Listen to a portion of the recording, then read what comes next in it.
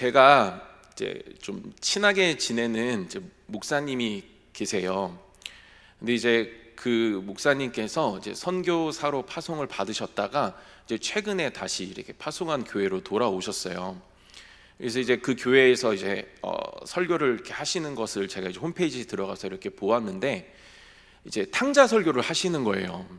그래서 제가 무슨 생각이 순간 딱 들어왔냐면 또 탕자 설교야, 이 생각이 딱 들어왔어요.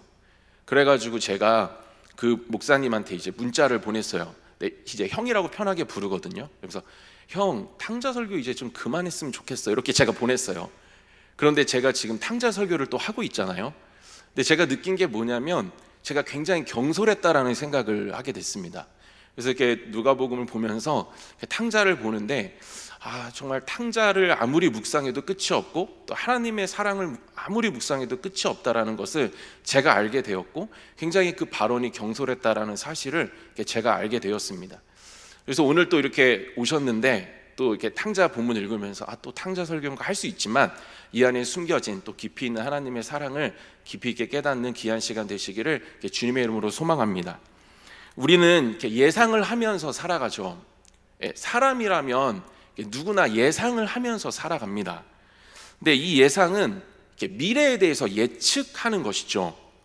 그러니까 아직 일어나지 않은 일에 대해서 나름대로의 기준과 경험을 가지고 이렇게 판단하는 것입니다. 이렇게 생각하는 것이죠. 그래서 이 예상은 이렇게 자기라는 중심을 통과하면 주로 이렇게 염려나 불안이 됩니다. 그런데 하나님을 통과하게 되면 주로 소망과 기대가 됩니다. 우리는 어떠한 일어날 일에 대해서도 예상을 하면서 살아가지만 이 사람과의 관계에 있어서도 예상을 하면서 살아갑니다. 그러니까 이 사람과의 관계에서의 예상을 뭐라고 하냐면 이 편견이라고 하죠. 편견. 그런데 이 편견이라는 것, 이 사람에 대한 예상이라는 것은 경험을 하면 할수록, 그 사람에 대해서 알아가면 알아갈수록 웬만한 것들은 해결이 됩니다. 그런데 반대로 이제 그 사람에 대한 경험이 없거나 이제 그 상대에 대해서 자세히 모르게 되면은 이 편견은 잘 해소되지가 않죠. 그러니까 하나님과의 관계에서도 마찬가지입니다. 그러니까 우리가 하나님의 말씀을 통해서 하나님을 제대로 알고 또 깊이 있게 경험하지 못하면 이렇게 하나님에 대해서 우리가 편견을 가질 수가 있습니다.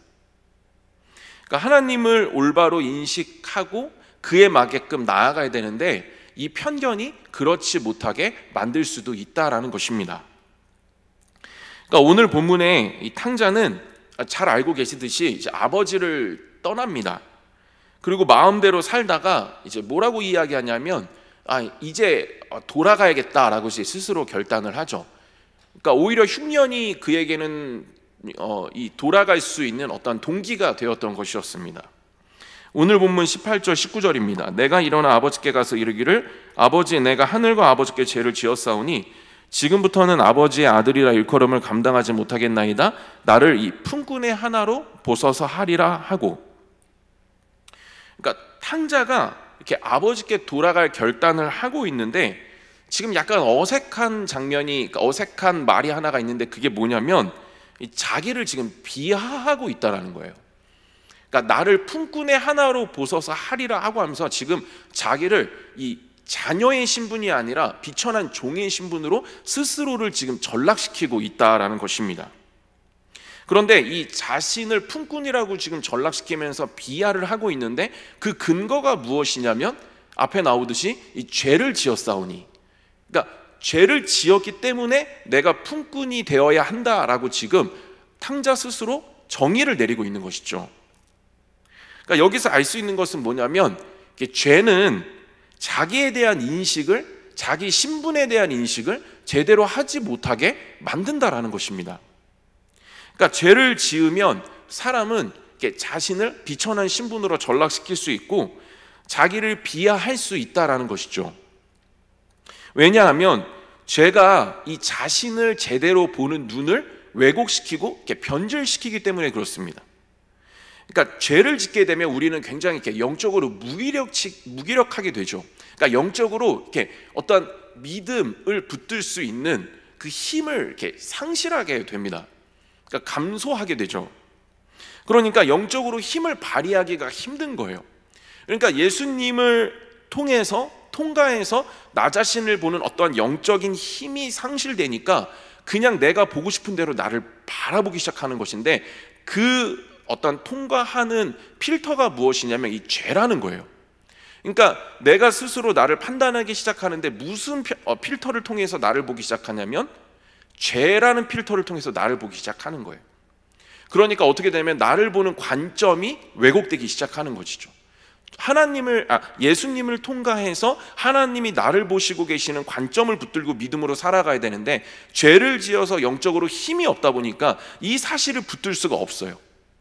그러니까 나 스스로를 갑자기 내 스스로 마음대로 보고 싶은 대로 보면서, 그러나 죄라는 필터를 통과하면서 그것을 관점 삼아서 나를 정의하고 평가하기 시작한다는 것입니다. 그래서 이 죄가 이 하나님을 통과해서 나를 보는 어떤 영적인 힘을 또 그리고 방향을 이렇게 방해하기 시작합니다. 그러니까 죄가 우리의 사고에 영향을 끼치기 시작하는 것이죠. 그러니까 우리가 좀 하나님과 관계가 원활한다라고 한다면은 이 하나님의 영향을 받으면서 살아갑니다.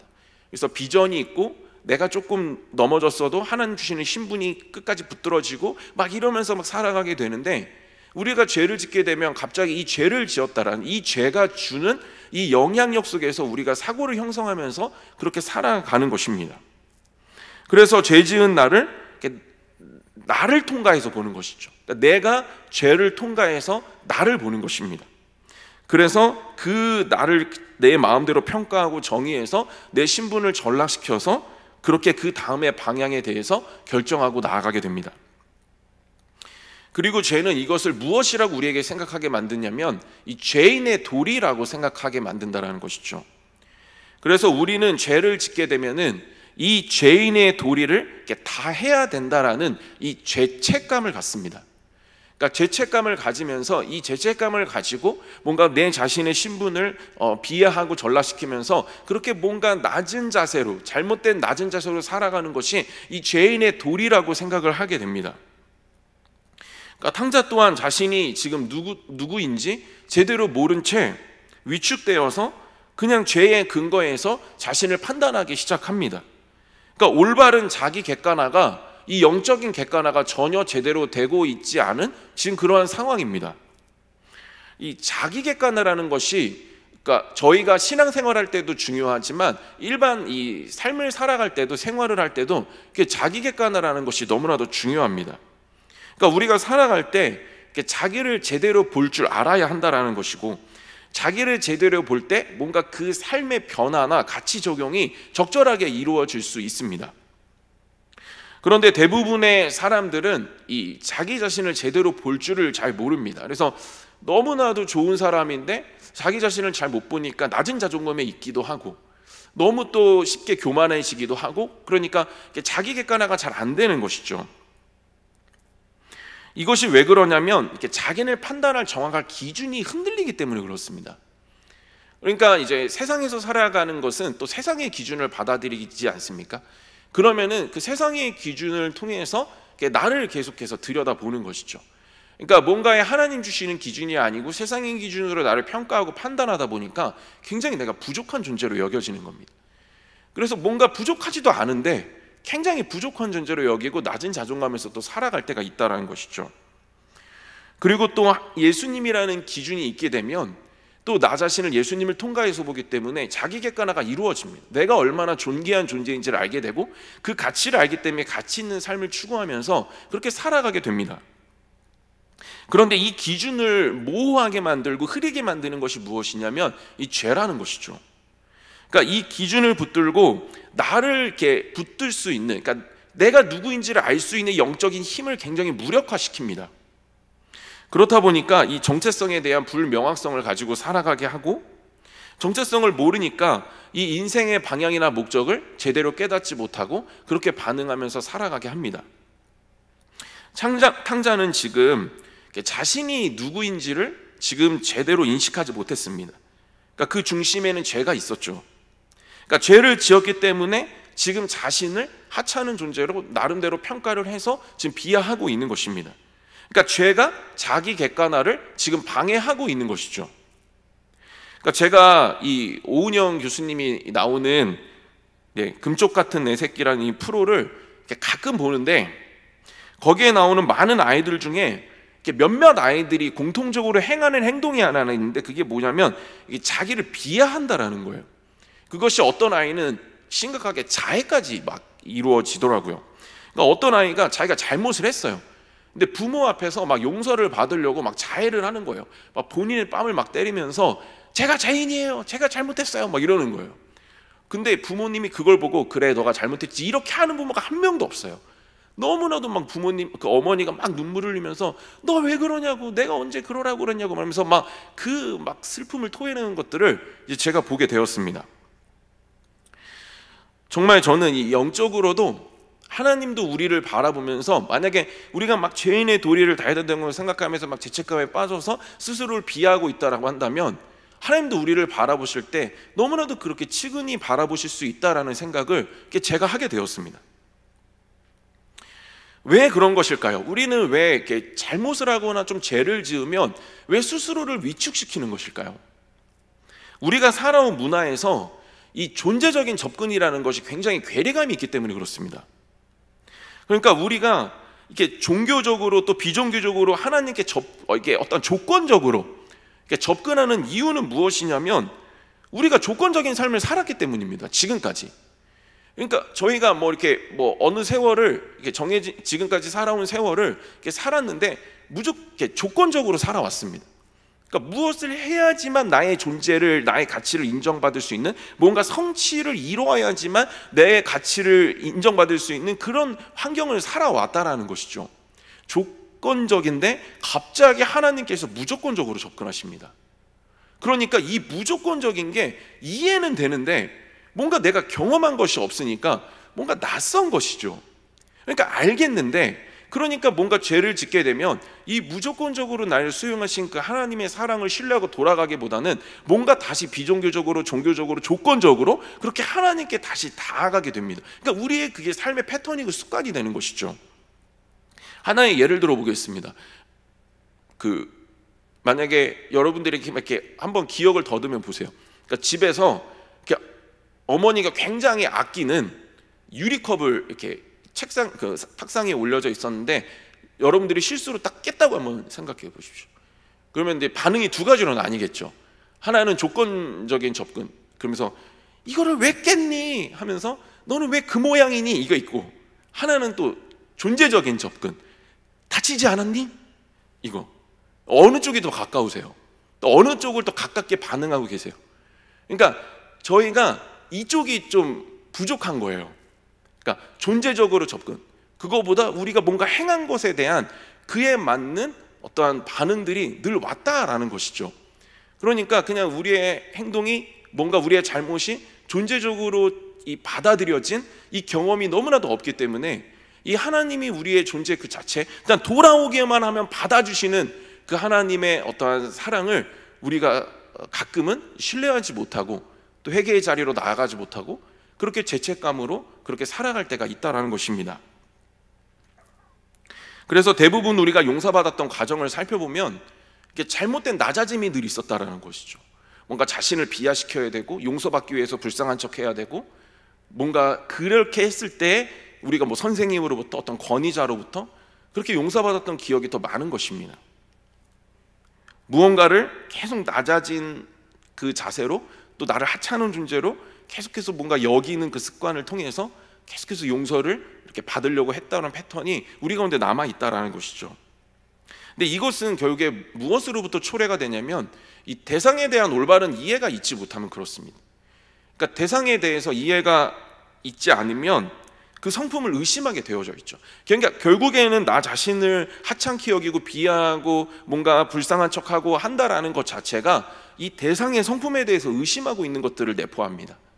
그러니까 이것들을 탕자가 보여주는데, 이와 비슷한 내용이 성경에 하나 더 있더라고요. 그러니까 요셉의 형제들은 요셉에게 용서를 받습니다. 그런데 아버지 야곱이 죽자 이제 그들이 갑자기 이렇게 이야기를 해요. 창세기 50장 15절입니다.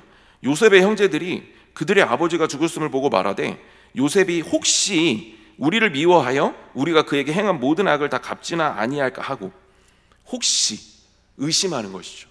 앞에 창세기 앞에 잘 아시잖아요. 얼마나 막 요셉이 눈물을 흘리고 막 하면서 용서, 더 이상 표현할 수 없는 용서를 다 했잖아요. 표현하고 눈물 흘리고 끌어안고 용서한다고, 괜찮다고 계속 말했는데 딱 자기네들의 그 보호막이 사라지니까 어떻게 해요? 바로 혹시 우리를 벌하지 않을까, 그러면서 막 두려워하기 시작한다는 거.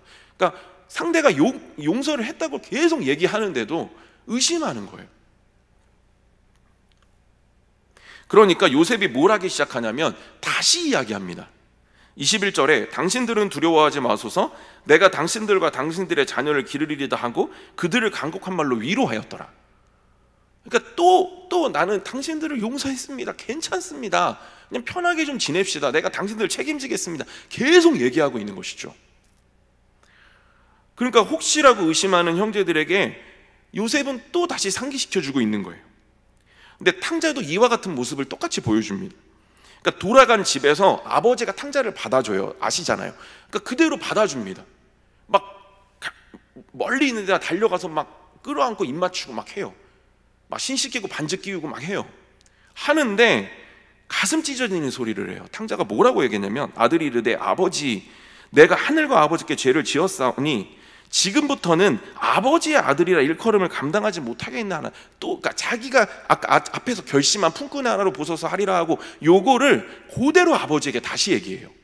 그러니까 아버지가 받아줬잖아요. 받아줬는데 받아준 그 자리에서 또 의심을 하고 있는 거예요. 그러니까 탕자가 이 아버지의 성품을 의심하고 출발했다는 것을 여기서 알 수가 있죠. 그러니까 받아줬는데 또 거기서 의심을 하는 거예요. 그러니까 저희가 회개를 했는데 너무나도 막 그 긴 영적인 싸움 속에서, 치열한 싸움 속에서 어렵게 하나님께 돌이키고 돌아가서 이제 하나님 앞에 나가서 회개하고 막 있는데, 회개를 하고 났는데도 불구하고 끝까지 죄책감에 시달리면서 살아가는 거예요. 그것이 죄인의 도리라고 생각을 하는 거예요. 그런데 중요한 게 뭐냐면 아버지가 거기에 대해서 대꾸를 하지 않으세요. 하나님이 대꾸를 하지 않으세요.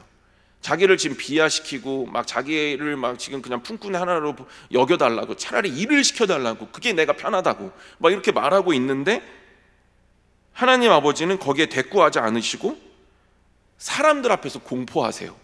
뭐라고 하시냐면, 이 내 아들은 죽었다가 다시 살아났으며 내가 잃었다가 다시 얻었노라 하니 그들이 즐거워하더라. 제가 한번 그런 생각을 해봤어요. 그러니까 사람들이 즐거워하더라. 왜 사람들이 즐거워할까? 즐거워하게 만들어 주신 거죠, 하나님이. 그런데 이 즐거움을 통해서 탕자에게 확인시켜 주시고 싶었던 게 있었어요. 그게 뭐냐면 사람들의 눈치예요. 생각을 해봤습니다. 받아들여줬고 잔치를 열었어요. 그럼 잔치에 상석이 있죠. 그러면 거기에 하나님이 앉으라고 해요.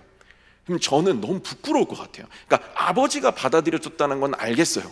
이제 조금 알겠어요. 그리고 조금 이제 신뢰가 돼요. 그래서 조금 자유함이 찾아왔는데, 이 내가 죄를 지음으로 말미암아 내 죄를 알고 있는 사람들이 있는 거예요. 그 사람들 앞에 너무 위축되는 거예요. 그러니까 어떻게 해요? 이제 상석이 아니라, 아버지 저는 그냥 잔치 안 열어주셔도 돼요. 이게 너무 부담스러운 거예요. 그런데 어떻게 해요? 하나님 확인시켜 주시는 거예요. 내 아들이다 딱 얘기를 하니까 사람들이 같이 즐거워하는 거예요. 그러니까 너 탕자, 너의 죄가 우리에게 이제 더 이상 중요하지 않아라는 것을, 이 탕자의 위축감을 하나님 지금 잔치를 통해서, 공포를 통해서 지금 그 사람들이 즐거워하는 그 모습을 직접 보여주심을 통해서 지금 확인시켜 주시고 계시는 거예요. 그러니까 완전한 자유함을 하나님 지금 베풀어 주시고 계신다라는 것이죠. 그러니까 우리가 이렇게 죄를 지으면 너무 위축돼서 또 그렇게 위축감으로 하나님께 나가는데 위축감이 해결이 안 되는 거예요. 그런데 우리가 하나님이 어떤 분이신지를 또 알게 되고 경험하게 되어지면 그 위축감이 벗어지고 우리가 영적으로 힘을 발견하게 되어지고, 지금 이 시대야말로 우리가 이제 좀 안타까운 그런 게 있잖아요. 코로나기 때문에 영적으로 좀 하나님 앞에 반응하지 못할 때가 있어요. 그러면 또 위축되는 거예요. 하나님 앞에 내가 이렇게 했으니까 하나님 나 이렇게 보시겠지. 이게 아니라는 거예요. 그렇게 해서 우리가 죄책감에 지금 너무 위축돼서 시간 낭비할 수 있는 시간이 없어요.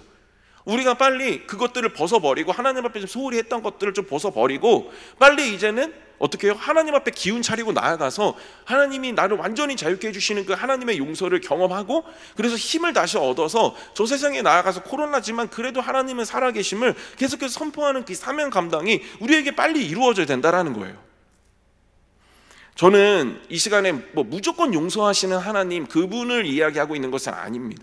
그러니까 성경에 보면요, 로마서 5장에 보면은 바울은 죄를 짓고 회개하면, 그러니까 죄를 짓고 회개하면 하나님의 은총이 더 크게 느껴진다, 그건 맞다, 이렇게 얘기를 해요. 로마서 5장 20절에 율법이 들어온 것은 범죄를 더하게 하려 함이라 그러나 죄가 더한 곳에 은혜가 더욱 넘쳤나니, 그러니까 죄가 더한 곳에 은혜가 더욱 넘쳤다. 그러니까 뭐 죄를 짓고 회개하고 막 하면은 그 죄 사함을 통해서 겪는 은혜가 있다, 이렇게 얘기하는데, 그렇다고 해서 또 죄를 지을 수 없다, 이렇게 얘기해요. 그러니까 저는 지금 마음대로 죄 지어도 용서해, 이런 얘기를 하고 있는 게 아닙니다. 그러니까 로마서 6장 1절 2절에 그런즉 우리가 무슨 말을 하리요? 은혜를 더하게 하려고 죄에 거하겠느냐? 그럴 수 없느니라. 죄에 대하여 죽은 우리가 어찌 그 가운데 더 살리요? 그러니까 은혜를 경험하면 그 은혜가 나를 살게 해준다라는 거예요. 나를 더 힘있게 만들어주고 하나님의 뜻 가운데 살아가게 만들어준다라는 것입니다. 이제 저도 죄를 지으면 가끔 위축감을 경험합니다. 저는 운동을 했기 때문에 그 선후배들이 더 이렇게 찍어 누르는 것들을 많이 경험하기 때문에 죄를 지으면 이 하나님의 권위를 더 크게 느끼는 바람에 저는 쉽게 위축될 때가 있어요. 그래서 이제 한 번은 제가 이렇게 하나님의 어떤 그 위축됨, 하나님의 공포심 막 이런 거에 막 이렇게 시달린 적이 있었는데, 한 번은 이제 회개할 때 기도를 하는데 어느 한 장면을 이렇게 하나님 떠오르게 하시면서 그 사건을 통해서 하나님의 사랑을 이렇게 경험적으로 깨닫게 해주신 시간들이 있었어요. 이제 그게 뭐였냐면,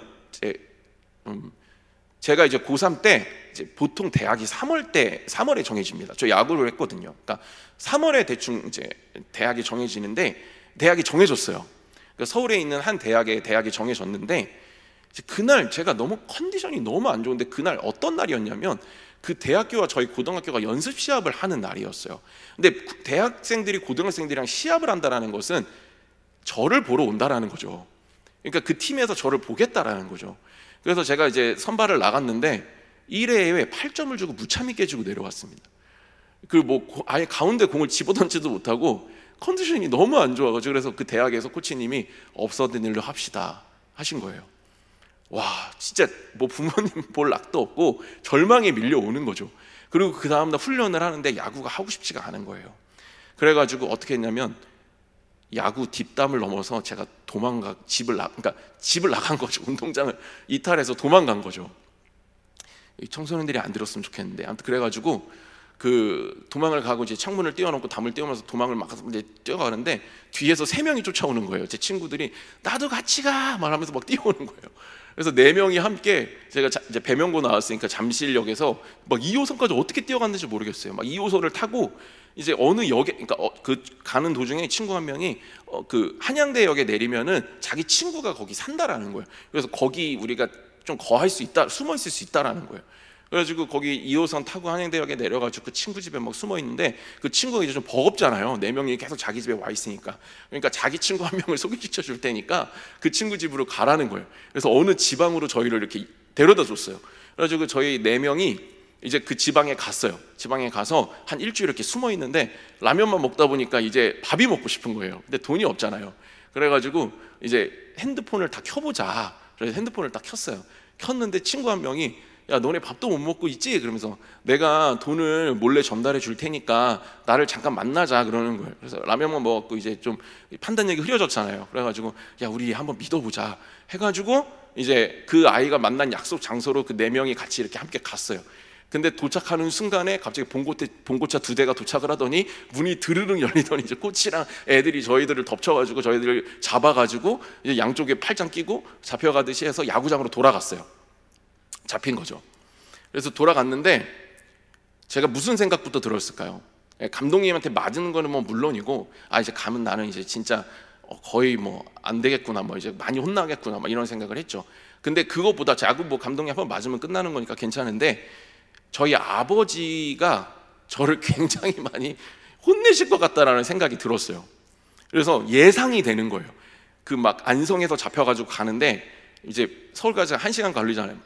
별의별 생각이 다 들어오는 거예요. 부정적이고 막 그 공포스러운 생각들이 막 계속 들어오는 거예요. 그래서 뭐 나를 의자를 들어서 찍진 않겠지, 뭐 이런 생각들이 막 드는 거예요. 막 드는데 이제 도착을 했어요. 도착을 해가지고 있는데 이제 부모님이 다 나와 있잖아요. 근데 아버지가 아직도 생각이 나요. 이렇게 그물이 있거든요. 이렇게 그물이 있는데 야구장을 이렇게 쳐다보고 계셨어요. 이렇게 쳐다보고 있고 제가 등에 이렇게 뒤에 서 있고, 그래서 제가 아버지 죄송해요. 딱 그러니까 저희 아버지가 진짜로 굉장히 저희 예상과 다르게 굉장히 작은 목소리로 밥은 먹었냐? 딱 그러시는데 제가 울컥한 거예요. 그래가지고 막 눈물을 흘렸어요. 그랬더니 행색이 이게 뭐냐? 그러면서 옷을 사러 가자는 거예요. 그래서 눈치 없이 그 문정동 로데오 거리 가가지고 이거 사고 싶어요, 저거 사고 싶어요, 뭐 그랬던 기억이 나요. 그리고 고기 먹으러 가자 그래서 막 소고기 막 먹었어요. 근데 기도를 하는데 탕자가 적은 거예요. 그러니까 탕자도 와가지고 반지 끼워주고 막 하잖아요. 그러니까 저는 이 탕자가 돌아왔을 때 이 아버지가 그대로 받아들여 주신 것을 제가 고3 때 경험을 했던 거예요. 그러니까 제가 막 신앙생활을 하고 죄를 짓고 막 넘어졌을 때 막 그런 공포심이 다가올 때 하나님 늘 이 사건을 기억나게 해주세요. 나도 너의 육신적인 아버지처럼 나도 너가 돌아오기만 하면 이렇게 받아주는 사랑의 하나님이야 라고 날마다 저에게 위로해 주시고 격려해 주세요. 그렇다고 제가 뭐 그거를 막 살게 될 수는 없죠. 제가 아버지가 이렇게 받아주시니까 제가 어떻게 했겠어요? 열심히 해가지고 대학을 갔죠. 그래서 대학에 가가지고 또 야구부로 특기생으로 입학을 하고 또 그렇게 또 인생을 지금까지 이렇게 진행해 오고 있습니다. 이제 말씀을 마무리하면서요, 이제 뭐 그런 생각이 들었습니다. 뭐 진짜 죄송한데 제가 뭐 직접 가져오지는 않았지만 제가 여기서 이제 뭐 거대한 액수의 수표를 갑자기 한 장 꺼내가지고 이렇게 막 조금 찢어요. 그리고 막 구겨요.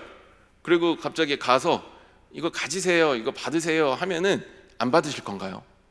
받으실 거죠. 어마어마한 액수인데 좀 찢어지면 어때요? 좀 구겨져 있으면 어때요? 왜요? 그 안에 그 수표의 가치는 변하지 않았으니까, 그 가치가 변질되지 않았으니까 받으실 거잖아요. 그런데 우리는 조금 구겨졌다 그래서, 조금 찢어졌다 그래서 우리는 나 가치를 너무나도 잘 모르고 살아가요. 그러나 그 가치는 누구로부터 결정되었을까요? 예수님으로부터 결정됐죠. 우리가 예수님을 영접하는 순간 그분의 가치가 우리의 가치가 되는 거예요. 그래서 저는 날마다 하나님 앞에서 내가 얼마나 가치 있는 존재인지를 아셨으면 좋겠고, 그 자녀의 권세인 그 가치를 붙들고 날마다 뻔뻔함으로 하나님 앞에 나아가시는, 그래서 그 회개가 주는 능력으로 다시 한번 힘을 받게 되어져서 그 힘을 가지고 이 코로나 시대를 잘 돌파하시는 저와 여러분 모두 되시기를 주님의 이름으로 축복드립니다. 함께 찬양하겠습니다. 주의 보좌로 나아갈 때에 어떻게 나아가야 할까? 나를 구원한 주의 십자가, 그것을 믿으며 가네. 함께 찬양하시면 나가겠습니다.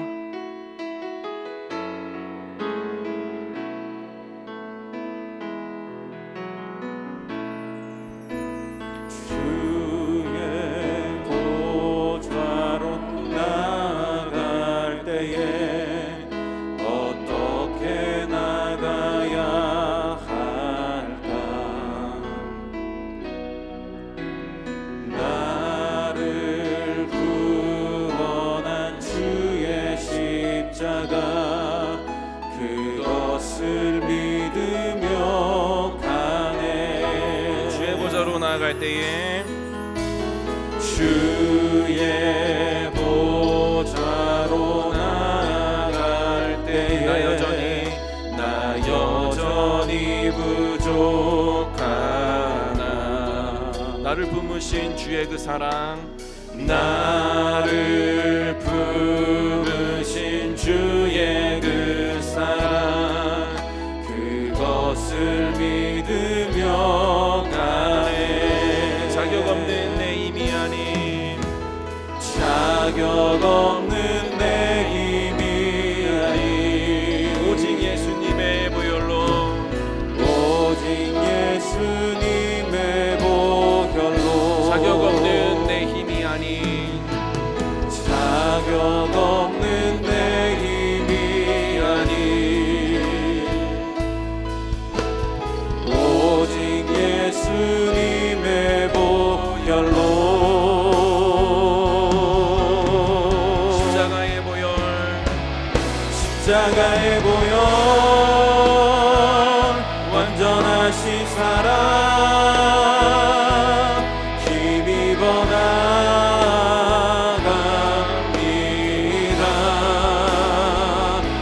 십자가의 보혈 완전하신 사랑 힘입어 예배 십자가의 보혈 완전하신 사랑 십자가의 보혈 완전하신 사랑 힘입어 나갑니다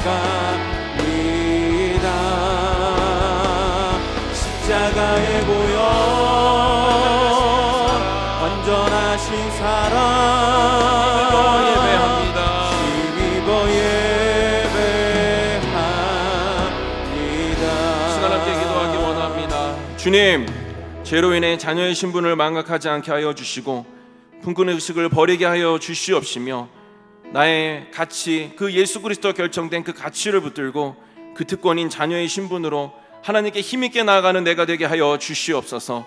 예수님이 십자가에서 이루신 그 죄사함의 능력을 믿게 하여 주시고 죄인의 도리가 아닌 자녀의 권세를 가지고 살아가는 내가 되게 하여 주시옵소서. 하나님과 가까이 있으므로 하나님이 주시는 그 영향력 속에 하나님의 생각을 가지고 하나님의 비전을 가지고 코로나 시대를 돌파하는 하나님의 사람이 내가 되게 하여 주시옵소서. 이 시간 주님의 이름 부르고 함께 기도하며 나갑니다. 주여!